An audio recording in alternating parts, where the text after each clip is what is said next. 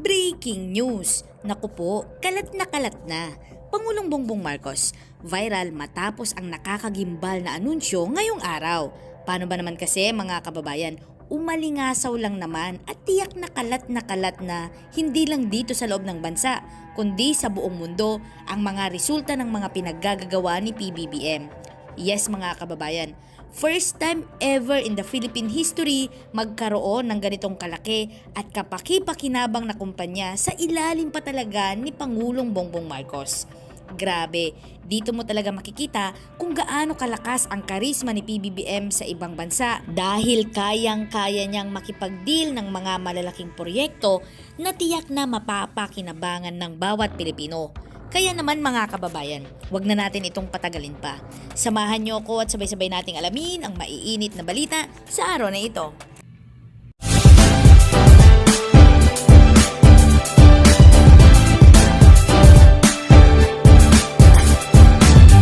Breaking news! Pinangunahan ni Pangulong Ferdinand R. Marcos Jr.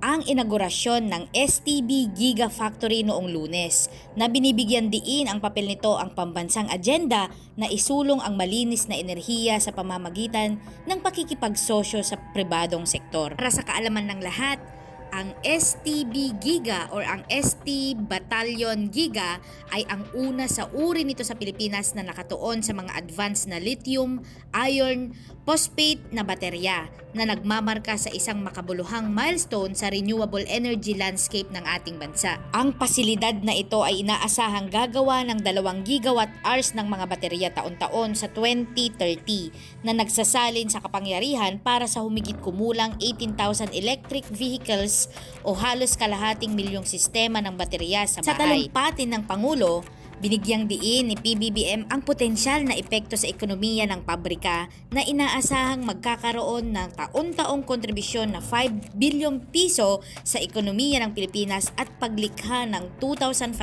na trabaho para sa mga lokal na komunidad. Higit pa rito, binigyang diin niya ang mga pagkakataong pangalagaan at itaguyod ang mga katutubong talento, kasama ang STB Giga na nakatuon sa pagpapahusay ng kadalubhasaan sa lokal na engineering sa pamamagitan ng pakikipagtulungan sa mga institusyong pang-akademiko at industriya. Ang inaugurasyon ay kasunod ng pangakong ginawa sa Philippine Business Forum sa Australia noong unang bahagi ng taon na nagpapakita ng sama-samang pagsisikap sa pagitan ng publiko at pribadong sektor upang himukin ang sustainable development. Hinimok ng Pangulo ang mga negosyante at pinuno ng industriya na mamuhunan dito sa loob ng bansa na tinitiyak sa kanila ang isang matatag na infrastruktura at isang bihasang manggagawa na handang sumusuporta sa mga makabagong pakikipagsapalaran. Habang ang bansa ay nagpapatuloy sa paglipat nito patungo sa renewable energy, ang STB Giga ay nakatakdang gumanap ng mahalagang papel sa pag-akit ng karagdagang pamumuhunan sa sektor. Inulit ni Pbbm na ang renewable energy sources at electric vehicles ay hindi lamang mga opsyon kundi mahalagang landas upang labanan ang pagbabago ng klima at matiyak ang isang napapanatiling hinaharap para sa mga susunod na henerasyon. At hindi lang yan mga kababayan, dahil malakas din ang loob ni Pangulong Ferdinand R. Marcos Jr. na ang inaugurasyon ng 7 billion pesos STB Gigafactory sa Tarlac ay inilarawan niya bilang isang major investment in a very critical industry. Sinabi din ni Pbbm na napakasaya at ipinagmamalaki niya ang proyektong ito na kamakailan lang pinirmahan ng pamahalaan at pribadong sektor sa ilalim ng public-private partnership. Nagpahayag din ng pasasalamat si Pangulong Marcos Jr. sa kupunan ng likod ng STB Giga para sa kanilang pangako sa proyektong ito ay ang pananaw na magtatatag ng pundasyon para sa isang malinis, luntian at mas maunlad na bagong Pilipinas na hinihikayat ang bansa na yakapin ang pagbabago sa hinaharap. Matatandaang bumisita si Pangulong BBM sa Canberra, Australia noong February 28 at 29, 2024 para sa kanyang 2 days state visit at noong March 4 to 6 naman sa Melbourne, Australia para naman sa pagdalo niya ng ASEAN Summit. Thank you to DTI Secretary Chris Roque. Please,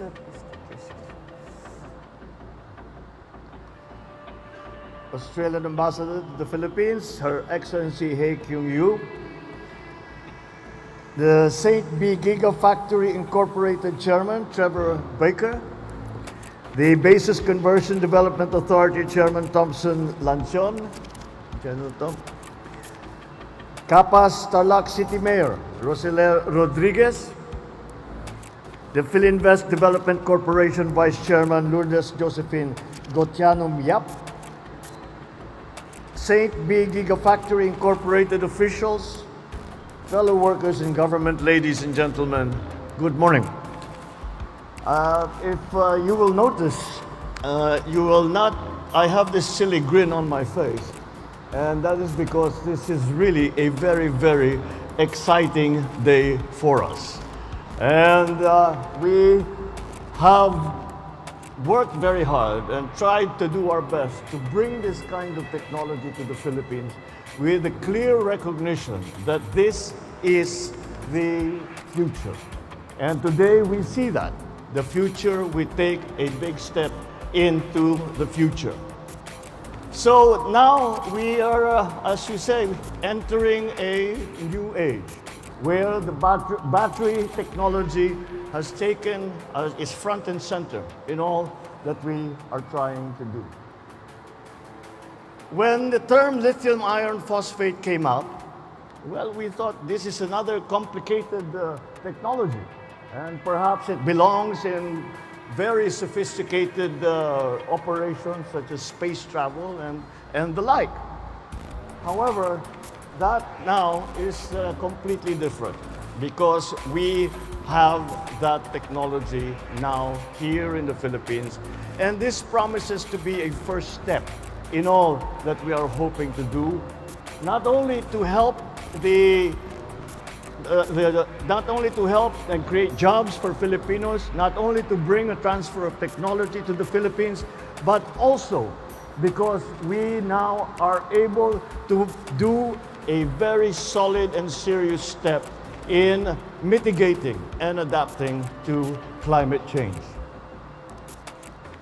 This is something perhaps that we would hear, perhaps when we first heard this is something that just a scientist would be using. These are terms that only scientists would be using, but no longer.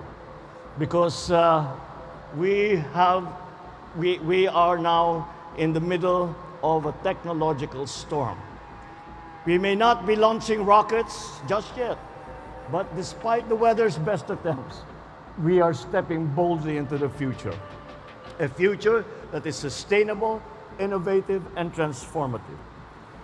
This inauguration of the St. B Gigafactory is a remarkable example of what happens when our national agenda of promoting clean energy intersects with a solid commitment from the private sector. Your Excellency, Ambassador, you hit the nail on the head there. This is the best example that we can show, not only because we have finally brought it to fruition, but we brought it to fruition in what I consider to be record time. In fact, this development is among the pledges that we received during the Philippine Business Forum in Australia, Melbourne, last March, in Canberra. 6 months later, we are witnessing how this pledge has come into reality. I cannot overstate the importance of this investment, hence the silly grin on my face. It sends this message to the world. The Philippines is now ready to innovate, to lead, to become the go-to destination for high-tech, high-impact investments. As the first manufacturing plant in the Philippines for advanced iron phosphate batteries, often used in renewable energy and electrical vehicles, the St. B Gigafactory sets the stage for the Philippines to become a player in clean storage and in clean energy storage in our part of the world, in Southeast Asia, in our region. Looking towards the future, when this factory reaches full capacity, it's expected to channel 5 billion pesos into the economy annually. It will create 2,500 jobs for Filipinos. And these are not just regular jobs. These are very important high-tech jobs, which is where these are the quality jobs that we would like to bring to our countrymen. So from engineers and technicians to administrative personnel, It is about nurturing homegrown talent and offering opportunities that match the ambitions right here on our own soil. When St. B Giga hits full capacity by 2030, it will be producing 2 gigawatt hours of batteries annually. This is equivalent to around 18,000 electric vehicles, almost 500,000 home battery systems. This facility runs in tandem with the Philippines' renewable energy landscape as we transition our country to renewable energy. Your products could help entice more investors in renewable energy facilities in the country. The upstream and the downstream businesses that will come from this are just going to be tremendous. We also welcome St. B Giga's plan to enter the EV product market in the coming years. This certainly aligns with our plans to develop the country's EV industry and produce locally made EVs and EV components, reducing our reliance on imported fuel. To promote local engineering talent, and this is another very exciting aspect to what we have opened here today, St. B Giga also has committed to set up partnerships with Philippine academic and industry institutions. We hear very much in this day and age about the transition into the digital space, the transition into high-tech industries. And the key to the success of that transition is, the buzzwords now are reskilling and upskilling. And that is why we hold very much important to the training that will be received by our by local Filipinos, and who will be able to take that new skills, the new knowledge, and bring it to operations such as this. With renewable energy sources, and while they were once, and EVs were once seen as just options, they must now be our path forward to adapt and to mitigate the effects of climate change. Every step that we make towards sustainable energy development is an investment in a brighter, healthier future for our children, for our country. To the entire team behind the St. B Giga factory, thank you for taking this leap of faith with us. You have established a foundation for a cleaner, greener, and more prosperous Bagong Pilipinas. And to the rest of us, I will say, don't blink. Change is happening faster than you think, even when faced with challenges like Typhoon Julian. While we are here discussing innovation, the government is working behind the scenes.